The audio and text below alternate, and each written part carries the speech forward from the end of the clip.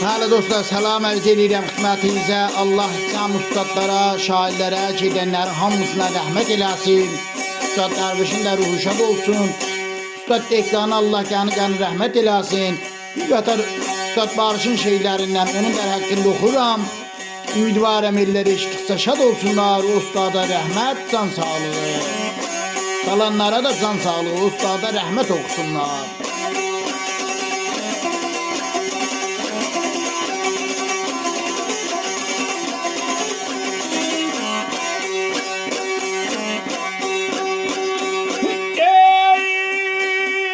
Ayrılığın havasını saldı dedeye dehqanımız.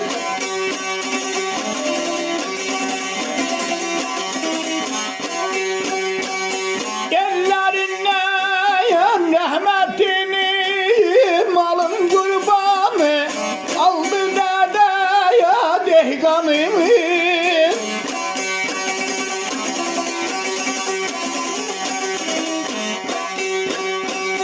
Yeri yeri ceyran yeri yalan dünya ya yalan dünya.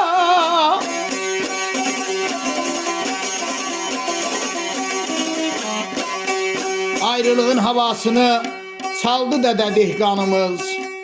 Ellerinden rəhmətini aldı dədə dehqanımız.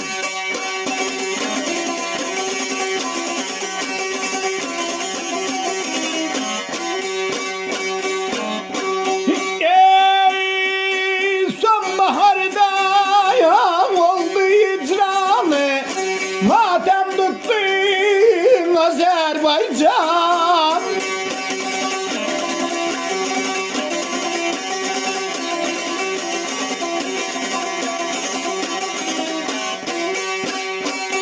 Ulan Heydar şirin dastan malın kurbanı kaldı dedeye dehqanımız.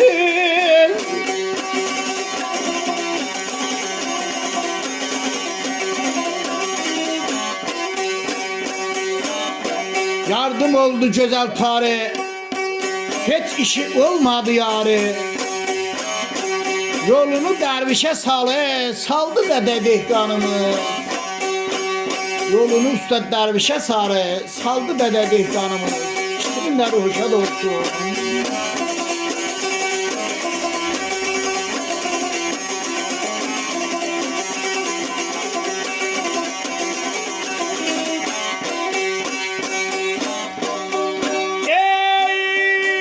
Şebnem oldu çiçeklerde ya, arzularda ya, dileklerde.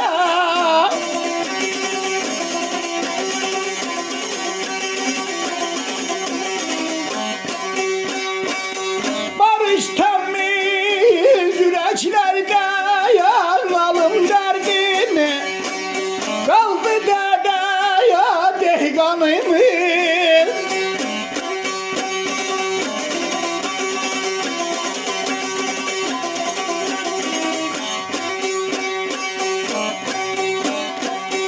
Barış temiz yüreklerde ya, malın kurbanı kaldı dede ya dehqanımız.